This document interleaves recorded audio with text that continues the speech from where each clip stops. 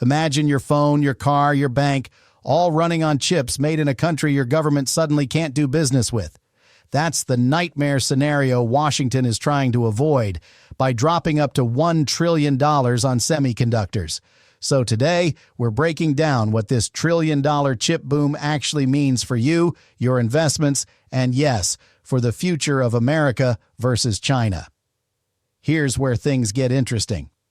For years, the most advanced chips were designed in the U.S. but actually made in Asia, especially Taiwan. Great for profits.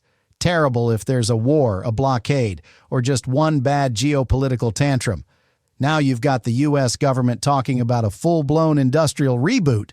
Hundreds of billions in subsidies, tax breaks, and private capital, all aimed at building fabs on American soil and cutting China out of the supply chain on the most advanced chips.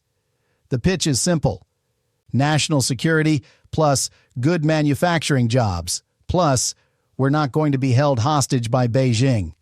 On paper, it sounds heroic.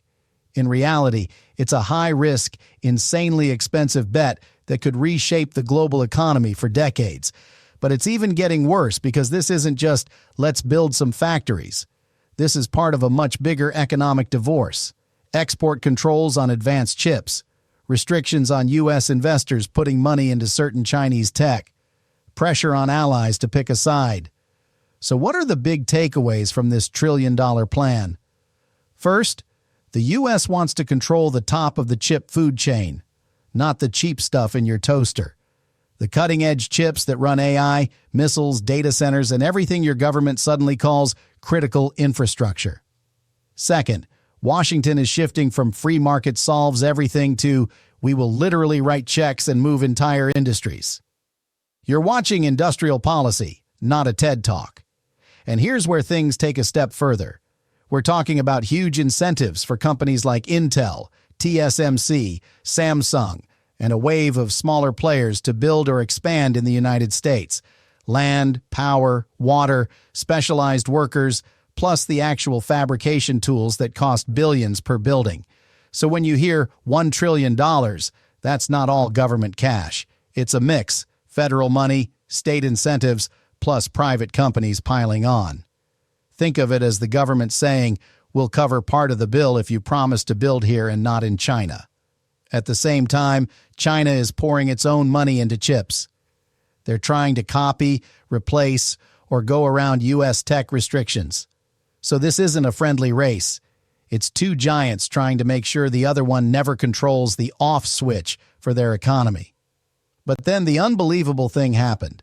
The more the U.S. restricts China's access to advanced chips, the more every other country has to choose sides.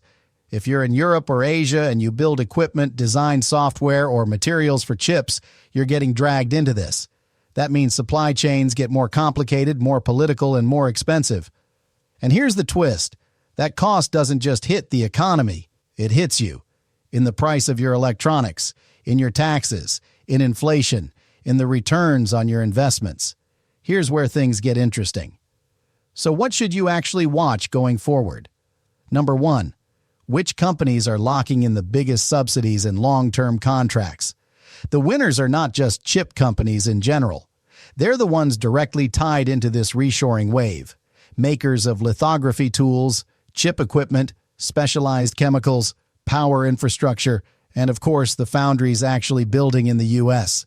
Number two, how fast these projects get built versus how fast demand evolves. Chip fabs take years to complete. AI demand can change in months. If we overbuild, you get a glut and falling prices. If we're too slow, you get more shortages and panic. But then he said this unbelievable thing. Politicians keep calling this a once-in-a-century opportunity. Whenever I hear phrases like that, my brain goes right back to my early 30s. Everyone around me was chasing once-in-a-lifetime crypto, meme stocks, miracle tech. I put my money into something boring and unfashionable instead. It paid off slowly, and it actually worked. That's why I'm extremely skeptical when a trillion-dollar government plan is sold like a hype coin. Is there opportunity? Yes. Is it a guaranteed golden ticket? Absolutely not. Next, number 3. Watch how China responds. Do they double down on their own chip ecosystem? Do they retaliate in other sectors? Rare earths, electric cars, batteries, shipping. Every move on chips can trigger a counter-move somewhere else in the economy. But it's even getting worse because if this turns into a full-scale economic Cold War, you're not just investing in companies anymore. You're investing in targets.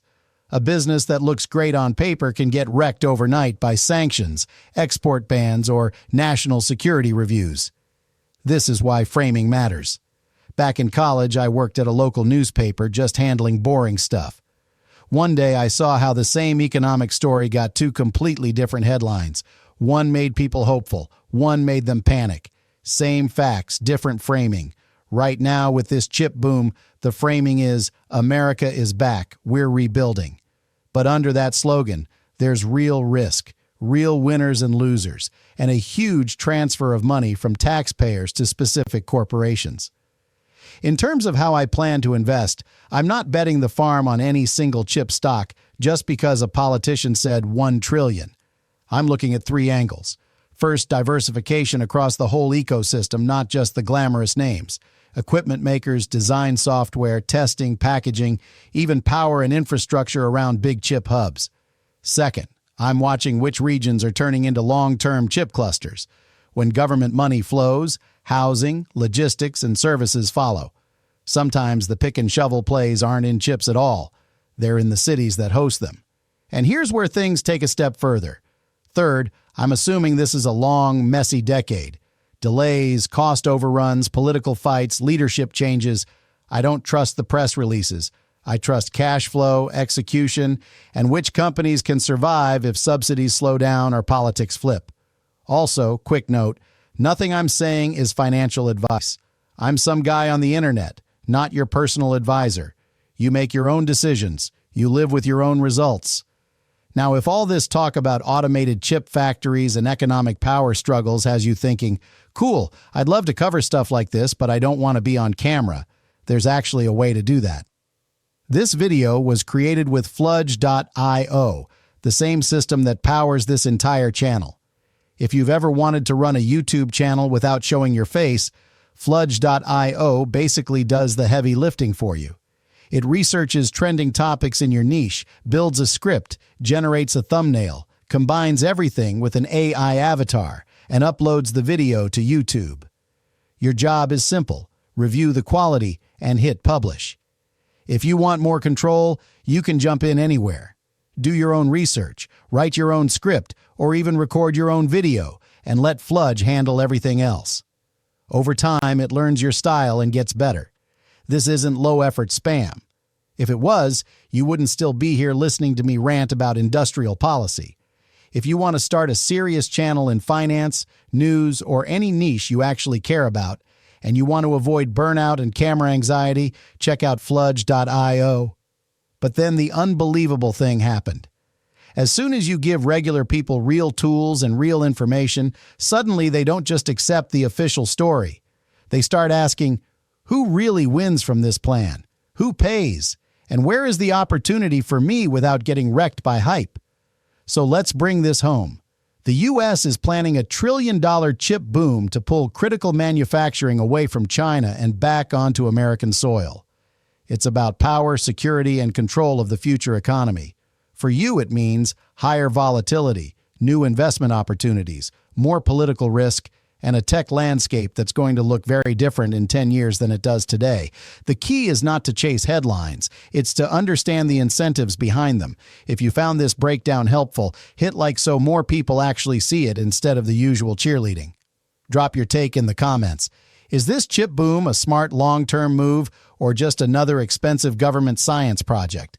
And if you want more no-nonsense takes on money, markets, and the games being played behind the curtain, subscribe to the comment section with Thomas Paul.